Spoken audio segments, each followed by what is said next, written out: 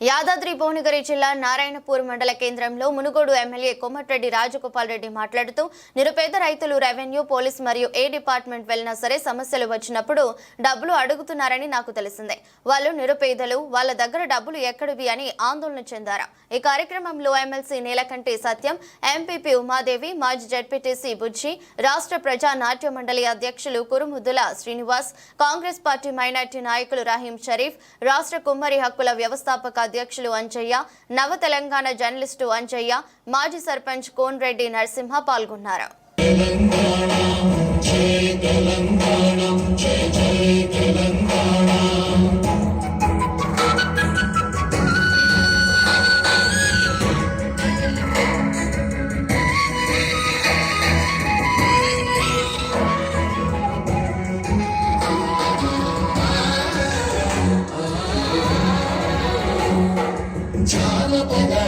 జీవన చావణీలు చాలువార కవిగాయక వైతాళిక కళల మంజీరాలు జాతికి జాగృత మరచే గీతాల జనజాతర అనునిత్యము నీ గానం అమ్మ నీవే నా ప్రాణం. జయ తెలంగాణ, జయ జయ తెలంగాణ, జయ తెలంగాణ, జయ జయ తెలంగాణ.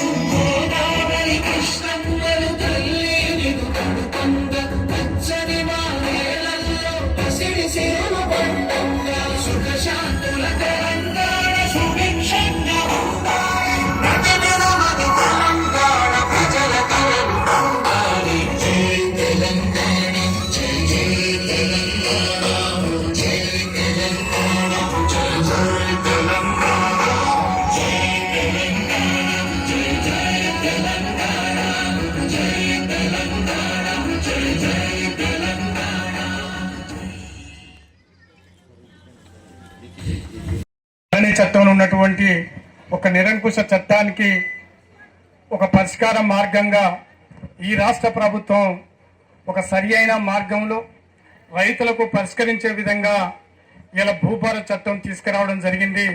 దాని రాష్ట్ర ప్రభుత్వం తీసుకొచ్చినందుకు మరి స్వాగతిస్తూ, అదేవిధంగా కాంగ్రెస్ ప్రభుత్వంలో భాగస్వామ్యమైనటువంటి మన శాసనసభ్యులకు, అదేవిధంగా ఇలా మంత్రివర్గం కూర్చొని మరి రైతు సంఘాల నాయకులు, ఈ రాష్ట్రంలో ఉన్నటువంటి న్యాయ నిపుణులతో చర్చించి రైతులకు పరిష్కారం విధంగా ఈ భూభారత చట్టాన్ని తీసుకొచ్చినందుకు చాలా తెలంగాణ రైతాంగం సంతోషపడతా ఉంది.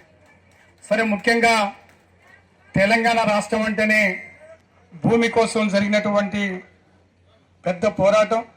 ఆనాడు దున్నేవాందే భూమి కావాలని ఒక 70 సంవత్సరాల నాడే పెద్ద ఎత్తున పోరాటం సాగినటువంటి నేల ఈ సంస్థాన నారాయణపురం అంటేనే ఉమ్మడి నల్గొండ జిల్లాలో ఒక చారిత్రాత్మకమైనటువంటి రాచకొండ ప్రాంతం.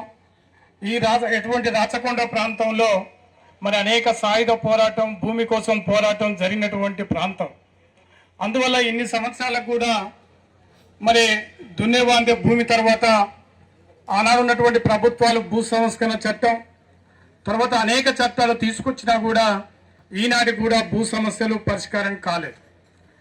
ముఖ్యంగా మరి నీళ్లు, నిధులు, నియామకాల కోసం తెలంగాణ రాష్ట్రం వస్తే అన్ని సమస్యలు పరిష్కారం అయితే సబ్బన్న వర్గాలు సుఖ సంతోషాలతో ఉంటామని అందరూ భావించి మరి సబ్బన్న వర్గాలు తెగబడి కొట్లాడితే తెలంగాణ రాష్ట్రం వచ్చిన తర్వాత ఒక ధరణి పేరుతో నిరంకుశ చట్టాన్ని, ముఖ్యంగా భూస్వాములకు ఉపయోగపడే విధంగా చట్టాన్ని తీసుకొచ్చి సాగు కాలాన్ని గతంలో ఉన్నటువంటి ప్రభుత్వాలు సరే పట్ట ఎవరికున్నా కూడా సాగు కాలం ఉండేది. ఆ సాగు కాలాన్ని కూడా తీసివేసి ఇప్పుడు మన కలెక్టర్ గారు చెప్పినట్టు ఎక్కడో హైదరాబాద్లో ఉన్న వాళ్ళకు ధరణి పేరుతోని పాస్బుక్ వచ్చి ఇక్కడ సాగులో ఉన్నటువంటి రైతులని మరి కోర్టుకు పోయో లేకపోతే భయభ్రాంతులకు గురి చేసి అనేక రకాలుగా రైతాంగానికి ఇబ్బంది పెడుతున్నటువంటి ధరణి చట్టాన్ని చూసాం. మరి నిజంగా ఆ ధరణి చట్టంలో ఎవరికి కూడా ఉపయోగం లేదు, ఎవరికి అధికారాలు లేవు. ఎంఆర్ఓ గారికి లేరు, ఆర్డీఓ గారికి లేరు, జిల్లా కలెక్టర్ గారికి లేదు. కేవలం హైదరాబాద్లో సిసిఎల్ గారికే ఉన్నది. దీని మూలంగా ఆ ధరణి చట్టం అంతా కూడా తీవ్ర ఇబ్బందులకు గురవుతున్న కాలం. ఆనాడు కాంగ్రెస్ ప్రభుత్వం కూడా మరి ఆనాడు కాంగ్రెస్ పార్టీ ఎన్నికల వాగ్దానం ఇవ్వడం జరిగింది. ఈ ధరణి చట్టాన్ని మరి మార్చి ఒక ప్రజాస్వామికంగా ఈ భూభారత చట్టాన్ని తీసుకొస్తామని చెప్పడం జరిగింది. అందువల్ల సోదరులారా, మనమంతా కూడా ఈ ధరణి చట్టం అనేది ఎంత భయంకరమైందో మనం అందరం కూడా అనుభవించాం. ఒక సర్వ్ నెంబర్లో తప్పు పడితే ఆ సర్వ్ నెంబర్ మొత్తాన్ని కూడా బ్లాక్ చేసేసారు. ఎవరన్నా అమ్ముకుందామన్నా లేకపోతే సర్వే నెంబర్లు ఎక్కడ వినలే, ప్రపంచంలో కూడా ఎక్కడ లేకుండొచ్చు, భారతదేశంలో కూడా ఎక్కడ లేకుండొచ్చు. 7,500 ఎకరాలు ఒకే ఒక సర్వే నెంబర్లో ఉంది.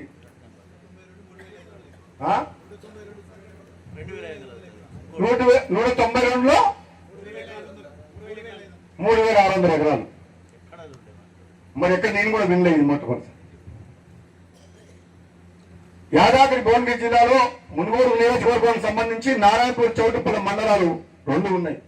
భూ సమస్యలు చాలా ఉన్నాయి. మరి భూభారతి చట్టం బ్రహ్మాండంగా తీసుకొచ్చిందని చెప్పి మీరే మాకు చెప్పిండు. మరి మీరు అధికారులు ఈ పేదల కోసం పనిచేసే ఈ ప్రభుత్వం అని చెప్పి నిరూపించాలంటే ఆ సమస్యలన్నీ ఇప్పుడున్న తరుణంలో వెంటనే వీలైనంత త్వరగా మొదలుపెట్టి పరిష్కరించాల్సిగా మీ అందరికీ కూడా ఈ ప్రజల తరఫున కోరుకుంటున్నా. మీరు ఇంకొక మాట, మీరు కలెక్టర్ గారు మీరు ఏమనుకోకుండా నిర్మూల మాటంగా చెప్తా.